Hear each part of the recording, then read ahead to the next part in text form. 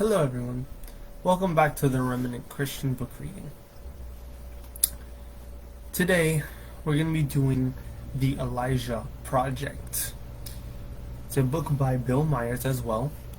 If you've seen our Society book reading, it's from the same author. We're going to be doing the Elijah Project. I believe it's 4 books. So we're going to go ahead and see how much we can get done. Today we're only going to be doing the first chapter. So, hope you would stay with me and join me in this adventure that awaits us. Ready? Because I am. Book 1. On the Run.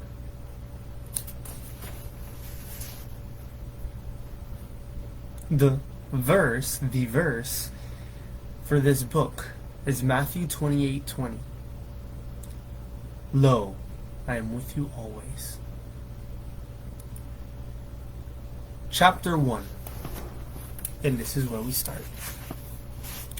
Beginnings. Zach Dawkins headed for the schools.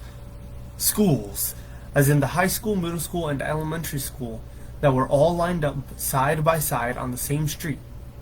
He called it Death Row.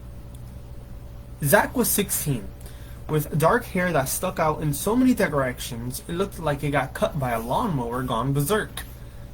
It's not that Zach was sloppy, he just had better things to do than worry about his looks, especially when he was late for school, which was just about every day. Zach wasn't exactly the responsible type. Unfortunately, Piper, his 13-year-old sister, was. It seemed her job was to remember everything Zach and the rest of her family forgot. Like her brother. She was good looking, though you couldn't convince her of that. She had beautiful chocolate brown eyes. But you had to work hard to find them beneath all that hair she hid under. Piper was a bit on the self-consciousness side. At the moment, she was trying to keep up with Zach, while also shouting back to her little brother, Elijah. Elijah, come on, hurry up! As usual, 6-year-old Elijah dragged behind them. Nothing new there. The guy was always lost in his own world, and he hardly, if ever, talked. Piper loved him fiercely, and she always looked out for him. But there was no getting around it. The kid was weird. Come on, she called. We're going to be late. Elijah nodded, then immediately slowed to watch a butterfly. Piper blew the hair out of her eyes and stopped with her hands on her hips. Elijah! She was just about to trapeze back and get him, when she heard Zach use that voice he reserved only for making her life miserable. Well, well, well, looky here. With a certain dread, she turned to her older brother and cringed. Cody Martin, the all-school heartthrob, walked on the other side of the street. He was tall, with deep blue eyes and a smile that made it hard for Piper to breathe. Of course, he didn't know her from Adam or Eve, but that didn't stop her from pulling up her sweatshirt hood or ducking further under her hair whenever he was around.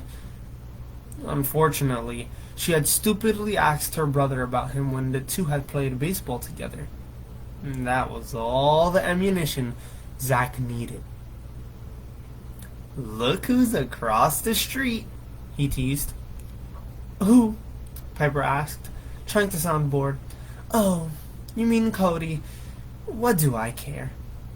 Yeah, right, Zach snorted. So you don't mind if I call him over? Suddenly her heart was in her throat. Zach! With a sly grin, he shouted, Yo! Cody, what's up?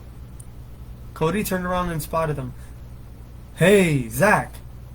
Then nodding to Piper, he added, How's it going, Patty? Piper, Zach corrected. She turned away, whispering between her teeth. Zach. What? Cody asked him. My sister's name, it's Piper, actually. It's Naomi Sue, but if you don't want her to beat the tar out of you, I'd stick with Piper. Gotcha, Cody grinned. Zach turned over to her and whispered, So do you want me to call him over? Please, no, she begged. Then you'll admit you've got a crush on him? No, I just... He turned back to Cody and yelled, So, Cody! Yeah? All right, Piper whispered. All right, I'll admit it. Zach grinned. Nothing. Just wondering if you were going to play ball this spring. Probably. You? Yeah, probably. Cool. Then, spotting a friend, Cody sped up to join him. Take care, he turned to say. Right, Zach called. You too, Piper. Piper's head snapped up to him. The only thing more startling than hearing him speak her name was the grin he flashed her before moving on. He had grinned at her. Suddenly, Piper's hood was up, her hair was down, and her knees were just a little wobbly. It wasn't until she heard Zach snicker that she came to earth and turned on him. Is it your goal to be the jerkiest brother on the face of the planet? She demanded. Zach laughed. It's not a goal, it's a duty. She blew the hair out of her eyes. Looking back to their little brother, she called, Elijah, please hurry. Elijah came to attention and ran toward them. That was when Piper noticed the KWIT/TV news van heading up the street. Excuse me, that was a lot of letters. So did Zach, which explained why he immediately waved and shouted, Hey! TV news guys, over here, check me out! Your next TV star is right here! Piper gave another sigh. What was God thinking when he made older brothers? Suddenly, she noticed a small Cocker Spaniel puppy running into the street in front of them. It was followed by a little girl, probably in kindergarten.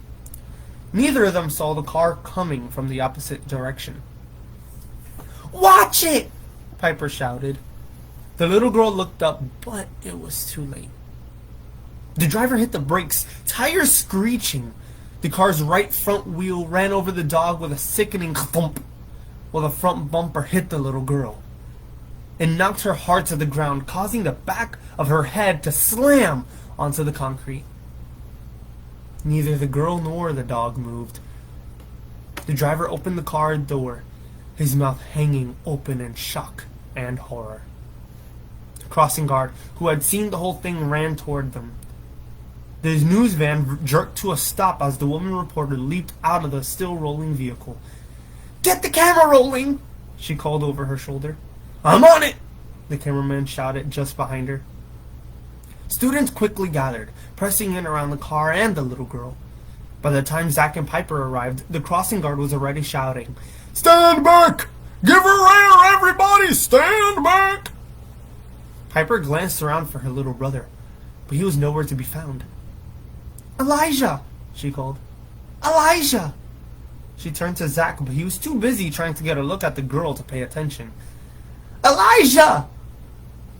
The news crews pushed past them for a closer shot.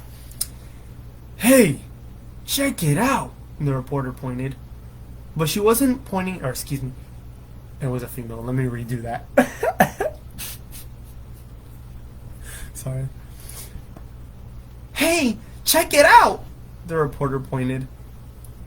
But she wasn't pointing at the little girl. She had noticed something across the crowd and on the other side of the street. Piper followed her gaze to see Elijah. He sat on the curb holding the dead puppy, but instead of crying, his lips quietly moved, almost like he was whispering to it. And then, to Piper's dismay, the puppy began to move. A little at first, but it soon began wiggling, squirming, and even lifting its head to lick Elijah's face. Did you get that? The reporter cried. "Oh, I've got it!" the cameraman shouted. "It's like he healed it or something!" she exclaimed, with a grin. Elijah set the dog down. It began jumping and running around like it had never been hurt. "Getting closer," the reporter ordered. "I'm going to talk to him." Only then did Piper realize what she had to do. "Elijah!" She brushed past the reporter and raced for her little brother. "Elijah, come on!" The little boy looked up, grinning even bigger. "Excuse me," the reporter called from behind her. "May I ask you a few questions?" Piper ignored her. "Come on, little guy," she said as she arrived. She put her hand on his shoulder, looking for a way to get out of there. "Mom and Dad won't like this. Not one bit." "Excuse me," the reporter shouted. Spotting the school, Piper figured it was better than nothing, and started toward it. "Let's go." "Excuse me." They walked faster. "Excuse me." They started to run, neither turning back. Judy Dawkins was struggling with a vacuum cleaner when her husband burst through the front door. She looked up startled. Seeing the concern on his face, she asked, "What's wrong?" He tried to smile, but something was up. "Mike, what is it?" He walked over to the TV remote. Without a word, he snapped it on and found the news. Finally, he spoke. "They've been playing this all morning."